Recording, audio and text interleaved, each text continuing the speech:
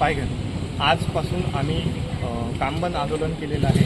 याचा सर्वात मोठा विषय असा आहे की खाजगीकरण, कंत्राटीकरण आमच्या रुग्णालयात 10 परिचारिका त्याद्वारे रुजू झाल्या, याचा आम्ही जाहीर निषेध करतो आणि विरोध करतो। तसेच पुरुष अधिपरिचारिका आणि स्त्री अधिपरिचारिका यांच्यामध्ये भेद आमच्या वैद्यकीय शिक्षण विभागात करण्यात येत आहे। 80-20 असा नवीन भरतीचा नियम, रूल्स रेग्युलेशन त्यांनी चालू केलेली आहे, तो रद्द करण्यात यावा। तसेच तिसरी आमची महत्त्वाची मागणी आहे नर्सिंग अलाउन्स।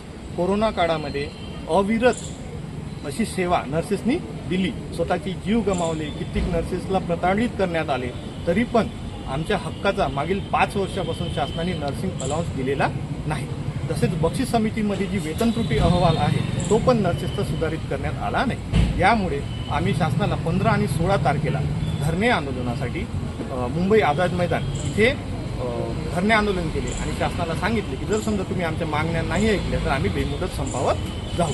आजचा आम्ही परत एक शासनाला आज कामबंद आंदोलन तुम्ही 1 दिवस देत आहे। जर शासनाने आज आमच्या मागण्या नाही केल्या तर आम्हाला बेमुदत संपात उद्यापासून जावं लागेल। तसेच आमच्या पदनामात जो बदल पाहिजे, आज सर्वांच्या पदनामात बदल झाला आहे, पण नर्सिंग कॅडर अशा ज्याच्या पदनामात बदल झालेला नाही।